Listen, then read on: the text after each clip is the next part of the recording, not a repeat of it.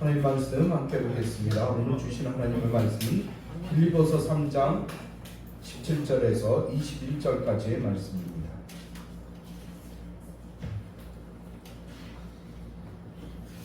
제가 가진 성경은 321면입니다.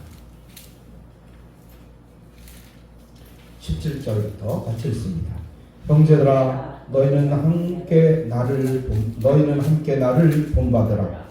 그리고 너희가 우리를 본받는 것처럼 그와 같이 행하는 자들을 눈여겨보라. 내가 여러 번 너희에게 말하였거니와 이제도 눈물을 흘리며 말하노니 여러 사람들이 그리스도의 십자가의 원수로 행하느니라. 그들의 마침은 멸망이요 그들의 신은 배요 그 영광은 그들의 부끄러움에 있고 땅의 일을 생각하는 자라. 그러나 우리의 시민권은 하늘에 있는지라.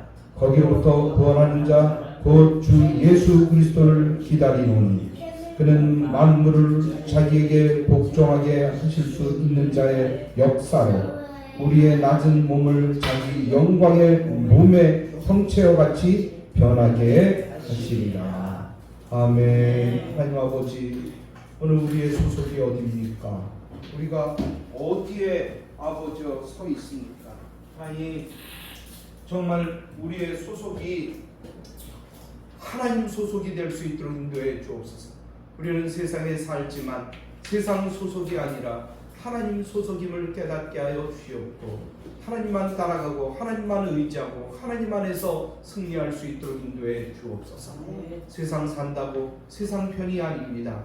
우리는 하나님 편이 될 수 있도록 인도하여 주시옵고, 힘들어도 어려워도 하나님 편에서 계속해서 저 천국을 향하여 나아갈 수 있도록 인도해 주옵소서. 오늘도 말씀 가운데 주시는 귀한 은혜가 넘치게 하여 주옵소서. 예수님의 이름으로 기도하옵나이다. 아멘.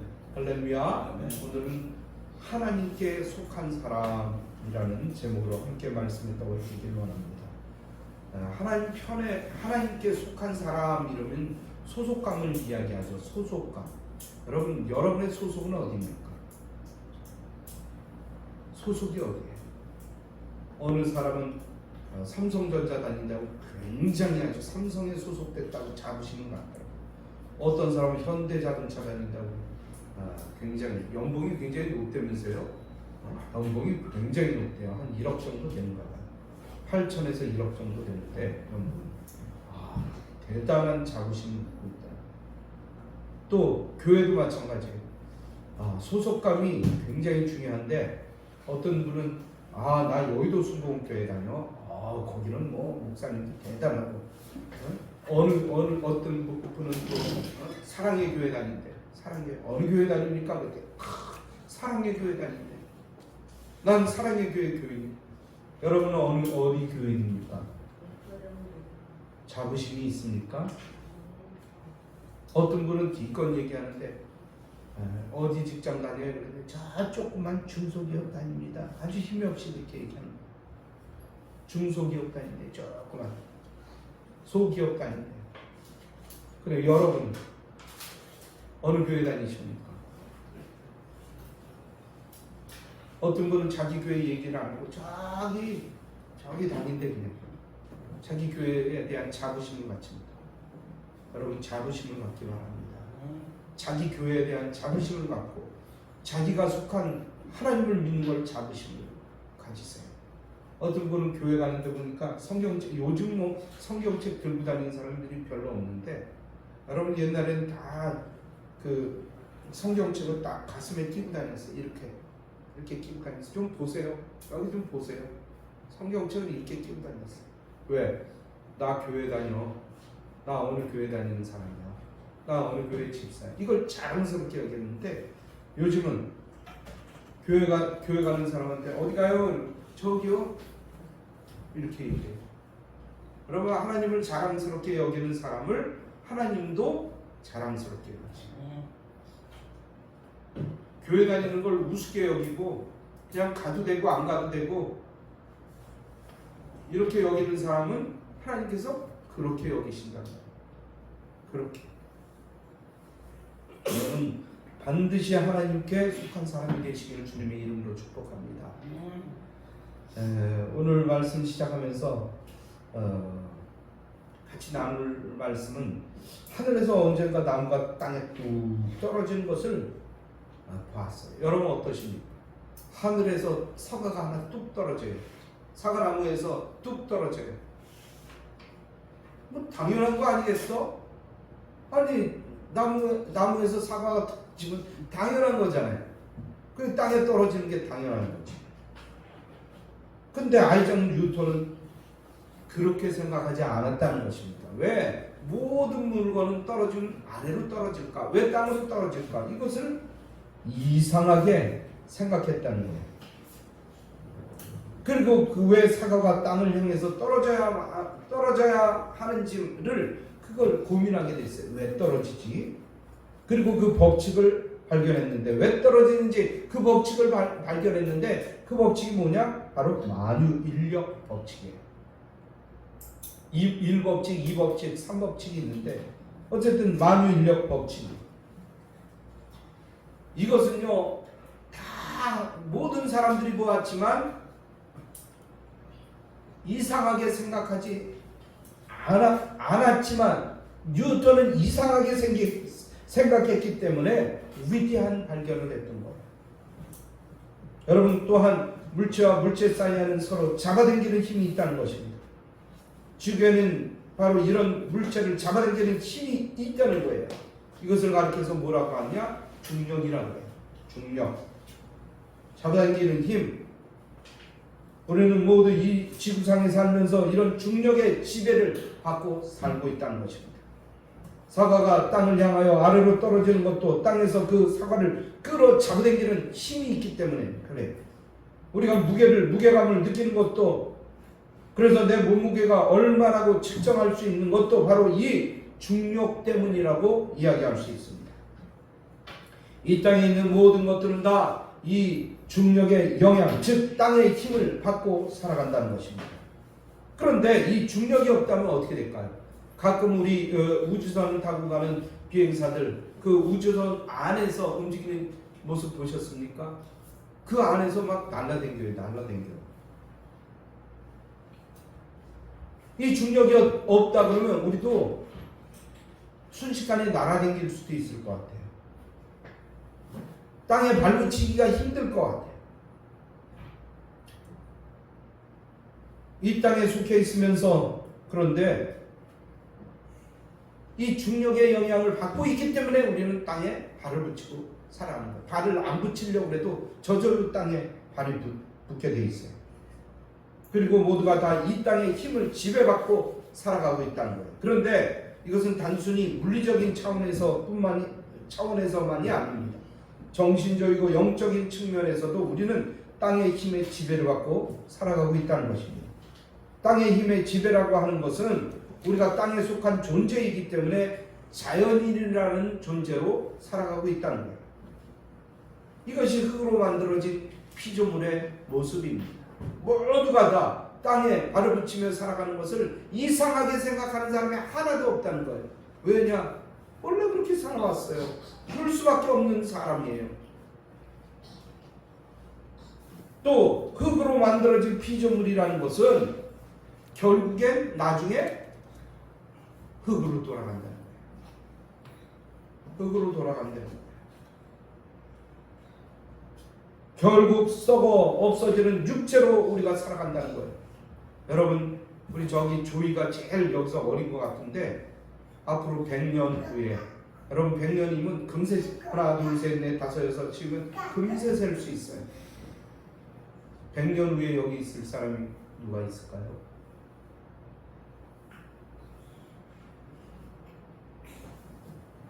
아니 더 좀 길게 해서 150년 후에 여기 있을 사람이 누가 있을까요? 아무도 없습니다. 아무도 없어요.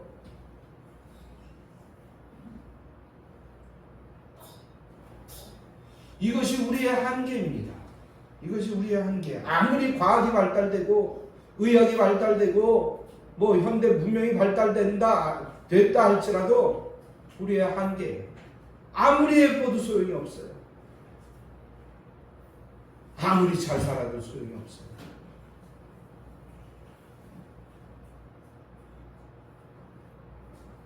이것이 우리의 한계이고 우리의 일시성이고 우리의 연약함입니다.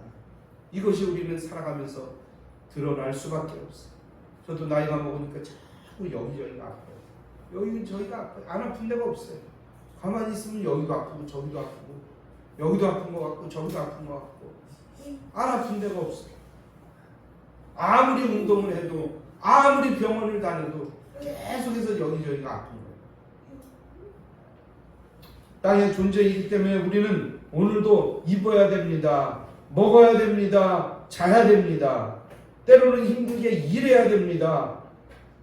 일하다 보니까 피곤해요. 공부하다 보니까 피곤해요. 때로는 뭐가 잘 돼야 되는데 안 풀리니까 괴로워요. 그러다 우리는 모두가 이 세상을 떠날 것입니다. 때로는 나도 알지 못하는 사이에 순식간에 가는 겁니다. 어리다고요? 젊다고요? 안 간다고요? 그래서 안 간다고요? 아니요. 다 갈 겁니다. 여러분, 무안에서 비행기가 착륙하다가 부딪혀서 다 죽었어요. 그 사람들이 어린아이도 있고 어른도 있고 할아버지도 있고 할머니도 있고 그런데 거기서 그렇게 떨어져서 하늘나라에 갈 줄 누가 알았겠습니까? 누가 알았겠어요? 다 갈 겁니다. 다 하늘나라로 갈 겁니다. 이처럼 땅에 속한 인간은 영원할 수가 없다는 것입니다. 땅에 속한 이 존재는 완전할 수 없다는 것입니다. 땅에 속한 인간 존재는 강철을 같이 단단할 수 없다는 것입니다. 언제나 좁은 육신의 틀 안에 갇혀있는 그런 존재라는 것입니다. 창세기 3장에는 아담과 하와가 등장하는데 그들은 하나님의 명령을 어기고 타락함으로 에덴 동산에서 쫓겨나는 그런 이야기가 나오고 있습니다.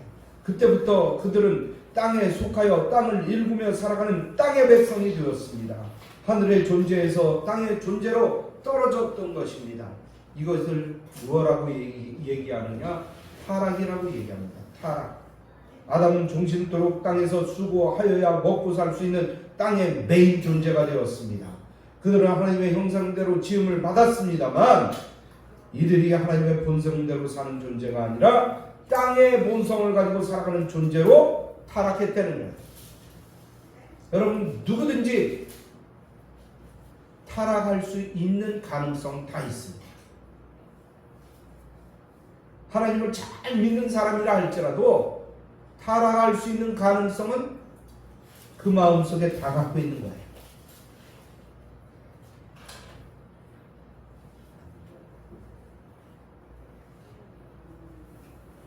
그런데 오늘 말씀에서 사도 바울은 이제 이렇게 얘기합니다. 우리의 시민권은 이 땅에 있는 것이 아니라 어디에 있다?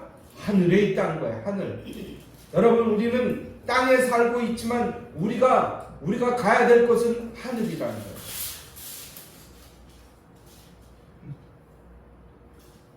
우리는 이제껏 땅에 속해서 땅의 지배를 땅의 지배를 받으며 살아왔고 땅의 힘에 복종하며 살아가야 하는 존재인 줄로 알았다는 것입니다. 그러나 이제 우리가 하늘에 속한 자, 하늘의 시민권을 가진 자, 하나님의 자녀가 되었다는 것입니다.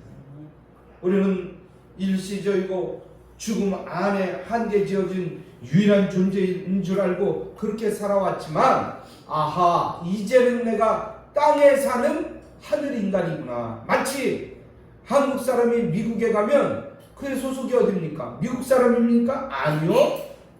아무리 한국 사람이 미국에 가서 돌아다닌다 할지라도 그 사람은 한국 사람이에요. 서로 미국 시민권을 갖고 있다 할지라도 시민권은 미국에 있지만 그는 한국 사람이에요. 미국에 있는 사람이 한국에 와서 한국 시민권 땄다고 해서 미국인이 한국인 됩니까? 아니요. 시민권은 한국 시민권을 가졌었는지 모르지만 그 사람은 미국 사람이에요.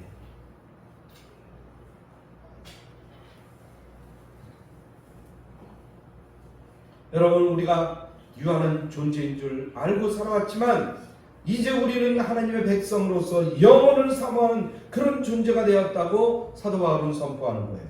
사도 바울은 그것이 예수 그리스도의 십자가로 말미암아 우리에게 주어지는 은총이에요. 이거 누구나 받을 수 있는 게 아니에요. 누구나 받을 수 있는 게 아니에요. 정말 중요한 거예요 이게. 여러분 예배 시간에 어떤 사람은 목사님 말씀이 별로 대수롭지 않게 여기고 전화기나 쳐다보고 있고 딴 생각하고 있었는지 몰라도 얼마나 중요한 말씀인지 몰라요.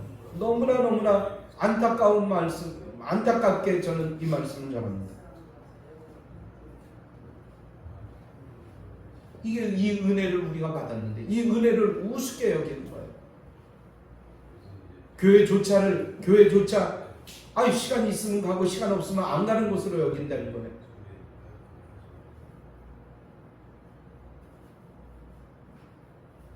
여러분 땅에 속한 존재가 하늘에 속한 존재가 될 수 있는 것은 하나님이 우리를 사랑하시기 때문입니다. 예수 그리스도께서 우리를 위해서 십자가에 달려 돌아가심으로 속량해 주셨기 때문입니다. 그것은 순전히 은혜로 주어지는 선물이에요. 마치 내 자식이 원하든 원치 않든 내가 돈을 주기도 하고 때로는 사랑을 주기도 하고 때로는 그가 생각지도 못한 선물을 주듯이 자녀는 어려서 몰라요. 왜 아빠가 나한테 이렇게 학교 가라고 그러지? 왜 이렇게 나한테 돈을 주지? 왜 이렇게 나를 위해서 이렇게 해주지? 몰라요. 그러나 부모는 알아요. 그리고 아이가 크면 알게 돼요.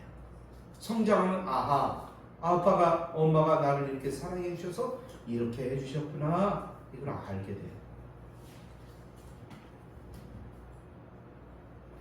이 모든 은혜는 우리에게서 난 것이 아닙니다. 부모님이 나한테 주셨듯이 하나님께서 나에게 주셨기 때문에, 선물로 주셨기 때문에 이 귀한 것을 우리가 누릴 수가 있는 것입니다. 그러나 땅에 속한 사람은 어떻습니까? 주어도 그것을 받고도 감사한 줄 몰라요. 행복한 줄 몰라요. 그래서 벗어나려고 애를 씁니다. 왜 자꾸 학교 가라 그러는 거예요? 왜 자꾸 공부하라 그러는 거예요? 왜 자꾸 나한테 이렇게 나를 괴롭히는 거예요? 이렇게 따져요.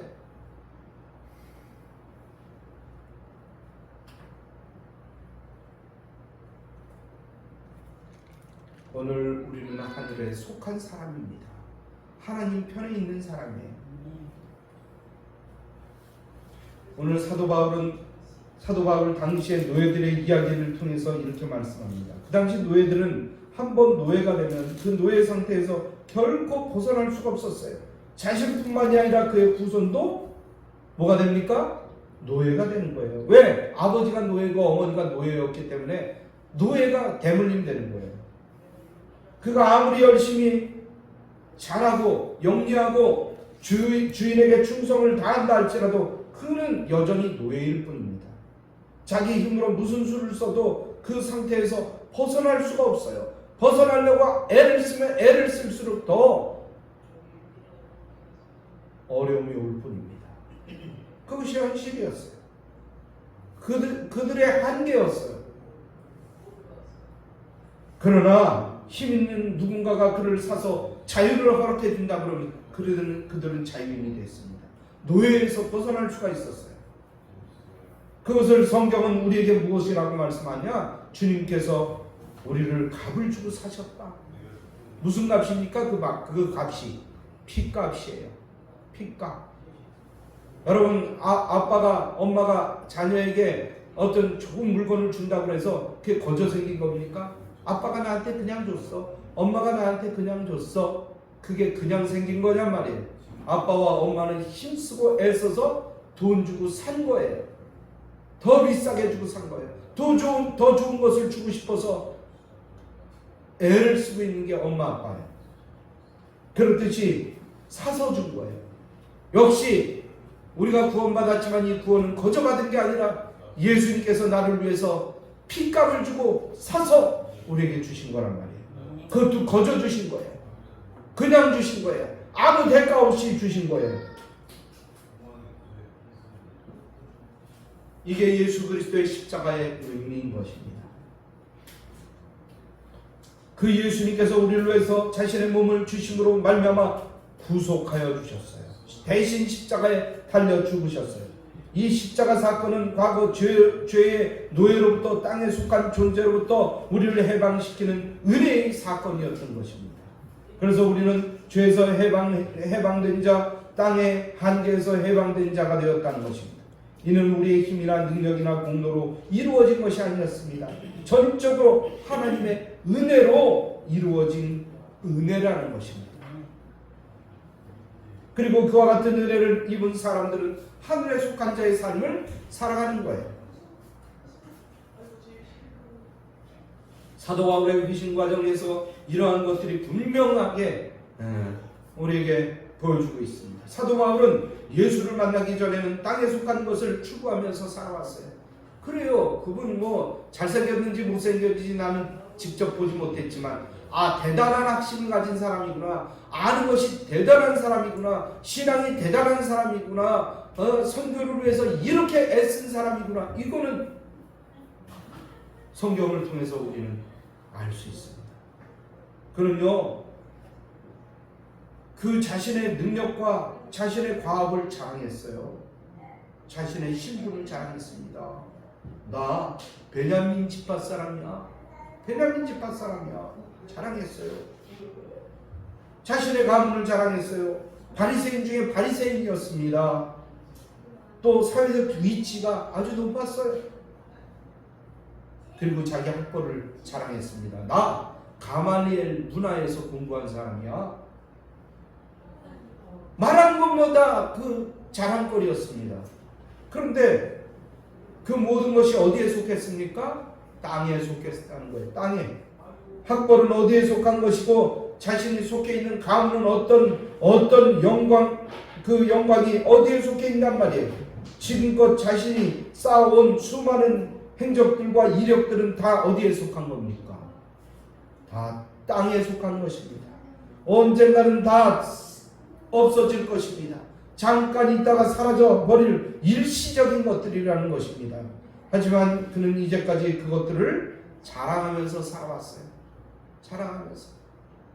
마치 어디 다니십니까? 삼성이요. 나 현대 다닙니다. 자랑하는 거예요. 거기에 미치지 못한 사람들은 어떻습니까? 아니 저기 경기도 어디 조그만 회사 다녀요. 부끄러워서 자기 회사 얘기도 못합니다.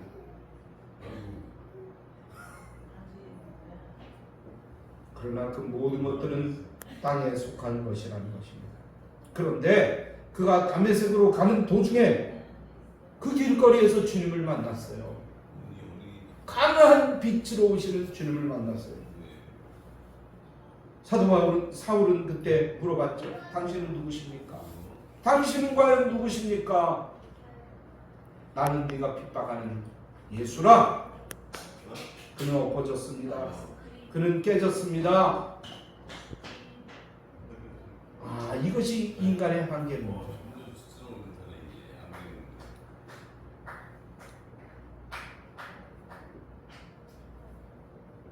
그는 아나니아라는 선지자를 통해서 기도를 받을 때 그 눈에 꼈던 막들이 걷어지고 세상을 다시 보게 되었습니다. 그에게는 그 일로 인해서 엄청난 변화가 일어났어요. 땅의 것을 보는 자가 아니라 하늘의 것을 보는 자가 되었습니다. 이것이 신앙인이 가져야 하는 영적인 변화의 순간이라고 할 수 있어요. 육신의 변화가 아니라 마음의 변화입니다. 생각의 변화입니다. 가치관의 변화예요. 이것은 마치 애벌레가 나비가 되는 것과 같은 것입니다. 애벌레의 삶은 갇혀있는 삶이에요.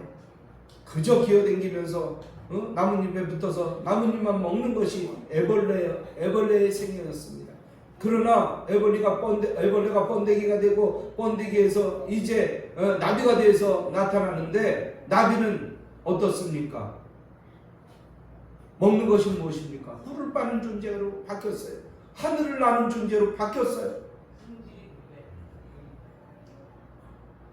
이제 나비는 땅의 존재가 아니라 하늘을 날아가는 존재가 되었다는 것입니다. 나비와 애벌레는 같은 눈이었지만 전혀 이제 다른 것을 봅니다. 이파리를 보는 것이 아니라 꿀을 보고 이제 땅을 기어가는 것이 아니라 하늘을 나는 존재로 바뀌었기 때문입니다.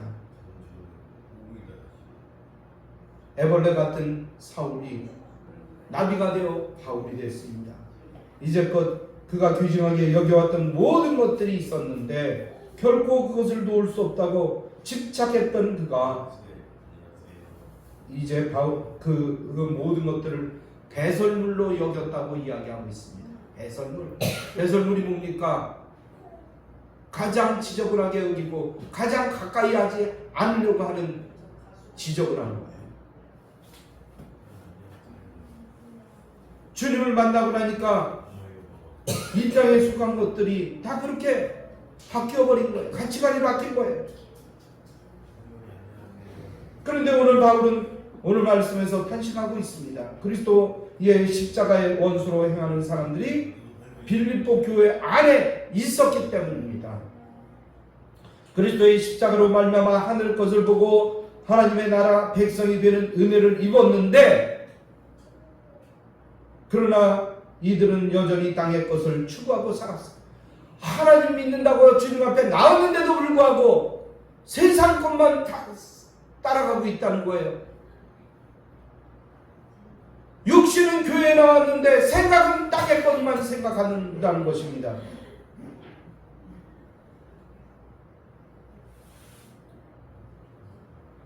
그들이 추구하는 것들은 그들을 영화롭게 하는 것이 아니라 마지막 때에 그들을 부끄럽게 할 것이에요. 왜냐하면 이 모든 것들은 땅에 속한 것이며 땅에 일기 때문에 하나님 나라에서는 전혀 쓸모가 없는 쓰레기입니다. 우리의 시민권은 과연 하늘에 있습니까? 땅에 있습니까? 어디에 있습니까? 우리는 애벌레처럼 땅에 속하여 살아가고 있습니까? 아니면 나비가 되는 새로운 하늘을 소망하고 있습니까? 땅에서 벗어나 비상하는 체험을 가져서 주님을 생각해 보셨습니까? 우리들이 가지고 있는 세상적인 안목과 이생의 정욕이 바울처럼 하늘의 강력한 은혜의 빛으로 한 번이라도 눈이 멀어 봤습니까? 세상 것에 눈 멀고 하늘의 눈이 떠지는 귀한 은혜의 그 엄청난 역사가 여러분의 인생 가운데 나타나기를 주님의 이름으로 축복합니다. 그래서 세상의 물질, 세상의 재미, 세상의 즐거움, 모든 것들의 의미를 잃어버리는 그런 경험이 있기를 주님의 이름으로 축복합니다. 재미가 없어요. 세상 것을 해도 재미가 없어요. 누가 놀러 가자도 재미가 없어요.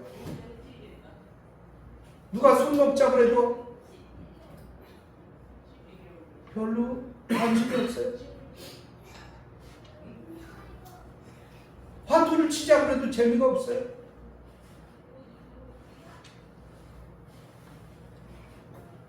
여러분, 우리는 무엇을 추구하면서 살아왔습니까? 생각해보면 땅의 것을 추구하며 살지 않았습니다. 그렇다 그러면 예수를 믿는다고 여기까지 왔는데 지금 나의 보는 것은 어떤 것입니까? 뭘 보고 있습니까? 땅의 것입니까? 하늘의 것입니까? 물질의 명예와 세상적인 소유과 세상적인 자랑, 학벌, 지식, 가문, 좋은 회사, 좋은 교회, 어느 것이 나의 자랑거리입니까? 내가 가지고 있는 자동차, 내가 가지고 있는 자전거, 내가 가지고 있는 내 옷, 이게 자랑스럽습니까? 어느 것이 내 자랑입니까? 이 모든 것들은 한 세대가 지나가기도 전에 다 사라질 것입니다. 다 사라질 것입니다. 이 모든 것들은 하나님께서는 전혀 쓸모가, 하나님께 대해서는 아무 쓸모없는 잡동사니에 불과한 것입니다. 혹시 내가 하나님의 백성이라 하면서, 하나님의 자녀라고 하면서 온통 내가 구하는 것이 땅에 속한 것 아닙니까?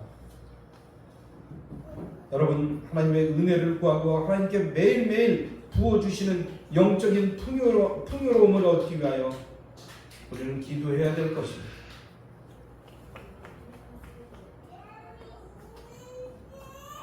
우리의 삶을 하나님의 말씀으로 채우고 정말 내가 어떻게 살아야 되는지, 어떻게 주님을 향해서 나아가야 되는지 그것을 바라보고 주님을 향한 이 열정이 식지 않기를 바랍니다. 나는 요즘 하나님 앞에 기도하기를, 하나님, 제가 이렇게 살아왔는데 지치지 않도록 도와주세요. 막 지쳐요. 요즘 막 지치고 있어요. 하나님, 하나님의 뜻을 위해서 하나님을 향해서 여기까지 왔습니다. 너무 지치고 있어요. 너무 힘들어요. 하나님, 어떨 땐 놔버리고 싶어요. 그럴 때가 있어요. 여러분, 서로 힘을 쓸 때, 서로 애를 쓸 때 힘이 나는 거예요. 물론 하나님께서 힘을 주시기도 하지만 서로 애쓰고 힘쓰고 기도해 줄 때 힘이 생기는 것입니다. 누군가가 하려고 애를 쓰고 힘을 쓰는데도 불구하고 아무도 관심이 없다 그러면 맥 빠지는 일입니다. 여러분, 기도를 부탁합니다. 세상 사람들은 언제나 세상적인 것만을 추구합니다. 왜냐하면 눈이 땅의 것만 보기 때문이에요.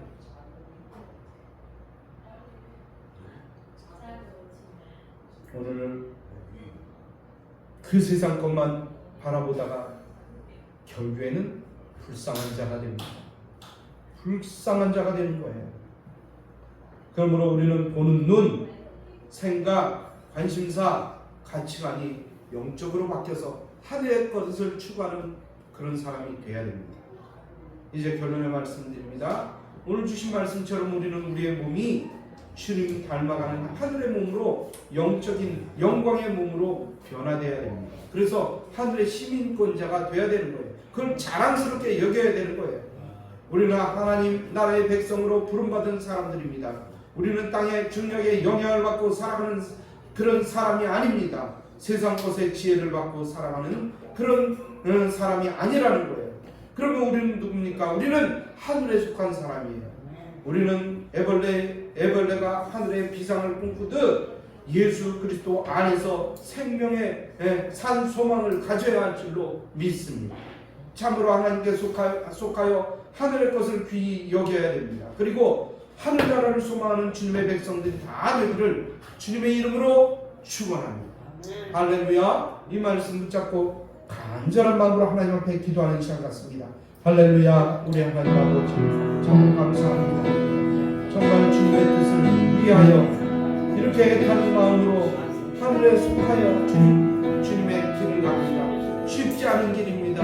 참으로 어려운 길입니다. 아버지, 어떤 사람들은 같이 가자고 요구하면 짜증냅니다. 신체냅니다. 오히려 딴 데로 빠져나가려고 했습니다. 아버지, 이제껏 이 종이 애쓰고 힘써왔습니다. 이제는 많이 지쳤습니다. 하나님 도와주시옵소서. 하나님 인도해 주시옵소서. 함께 갈 수 있도록 도와주시옵소서. 이 가장 귀한 일 아버지여, 이제 목이 터져가고 어떨 때는 부르짖고 어떨 때는 주님의 애타는 마음으로 사정하기도 합니다. 아버지, 눈을 뜨게 하여 주시옵소서. 마음을 열리게 하여 주시옵소서. 생각의 문이 열리게 하여 주시옵소서.